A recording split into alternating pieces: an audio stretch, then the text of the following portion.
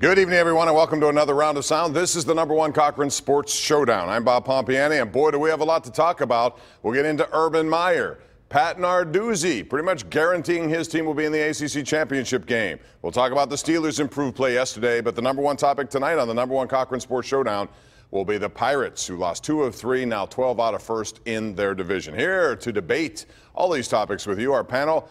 Left to right, we have Andrew Fillipponi from the Cochran Show, 93.7 The Fan. In the middle, it is Steelers beat writer from The Athletic, Mark Kaboly. And from the Post-Gazette, covering hockey and much more, is Mr. Jason Mackey. So let's get right into this, guys. The Pirates lose 2 of 3, but Friday night was one of those games you're going to scratch your head. 15 innings, Clay Holmes.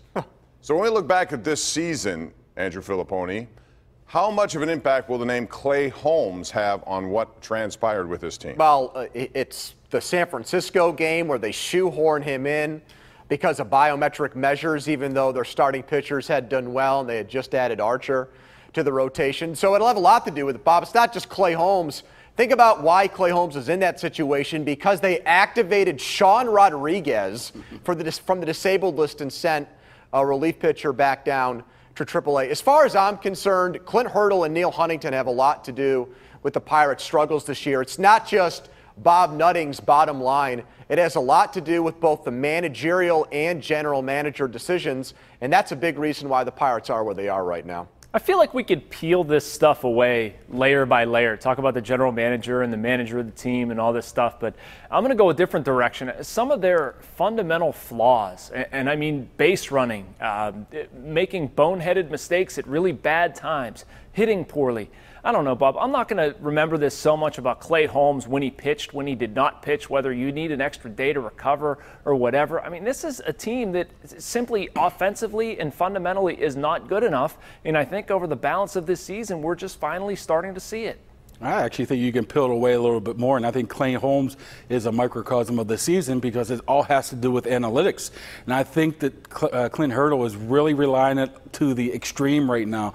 It's sort of, in my opinion, has jumped the shark a little bit.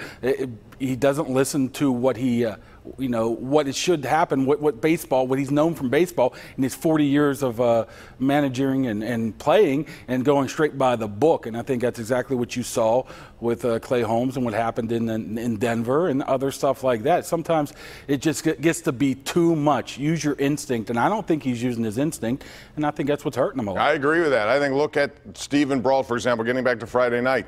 Jason, he had 4 unbelievably good innings. Not much stress in any of them. He batted in the top of the 15th, and yet, because he got to a certain level, a number of pitches, that to me is a big problem with where we are in baseball today, specific to those managers who want to employ it to the point where you don't use common sense. You don't use your gut. You don't use your instinct. I hear you, Pomp. And what bothers me about that, and maybe there's another side of the coin. What was he at, 58 pitches, I want to say? 58, yeah.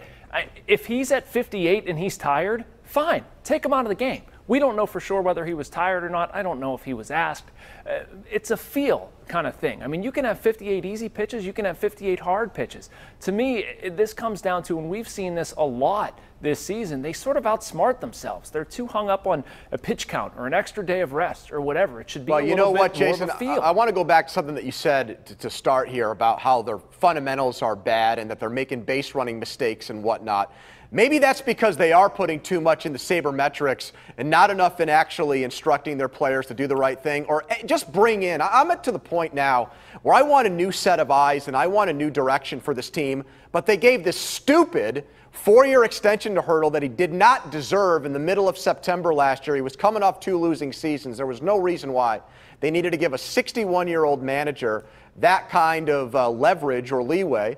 And you got a team right now that you look at St. Louis and Cincinnati, 2 teams in your own division, fired their managers midseason and got a big lift from it. This team can't do that. I'd like to see what they look like fundamentally with a new manager calling the shots. Do you think they tune him out? Honestly, do you think that this is Hurdle's your best players, Antonio Brown, Sidney Crosby, 2 guys you both cover, are the Steelers and Penguins' hardest workers, okay? Starling Marte is the Pirates' hardest is not the Pirates' hardest worker.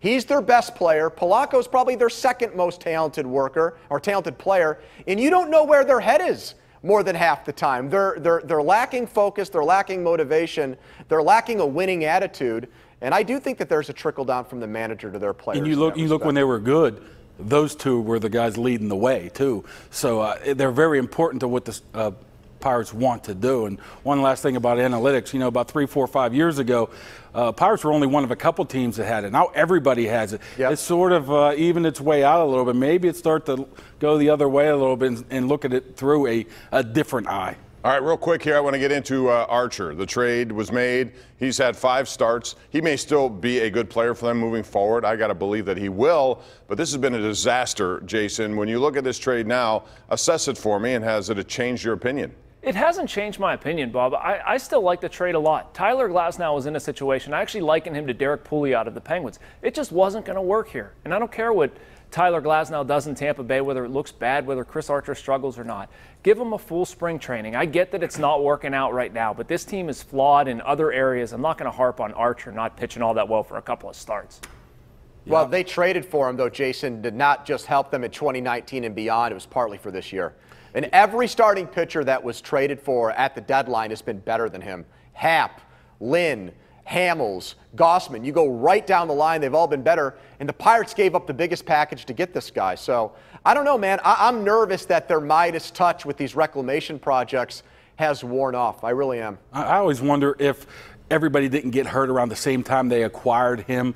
The Josh Bells and the Martes and guys like that didn't get hurt, the Dickersons, that maybe that helps Chris Archer a little bit. Maybe they squeeze out some of those more runs and help him out, and it's a different thing. But I can't sit here and complain about them going out and getting a guy like Chris Archer. If worse comes to worse, they won some fans back. To me, that's a win. It's something you had to do, and I don't think the 3 guys they gave up were anywhere but a slam dunk. I still think Archer has the best shot of all 3 of them. But he can't get through the 5th inning, and that's just, to me, that's terrible. Today, 4 innings, 78 pitchers anyway. We'll continue when we talk Steelers coming up, but first I want to remind you that in sports, a player's first hit, a first goal, a first touchdown is a big way. Well, number 1 Cochran now has a new first. They've opened up their first ever Toyota store, and they are celebrating our huge grand opening sales event. So you can get special offers on all Toyotas, plus an extra $1,000 over Kelly Blue Book value for your trade. The new number 1 Cochran Toyota, formerly Bob Massey Toyota, Route 30 North Huntington. Go there or visit CochranToyota.com. Steeler Talk next. The number 1 Cochran Sports Showdown is brought to you by number 1 Cochran. Go one better. And by Highmark Blue Cross Blue Shield. Have a greater hand in your health.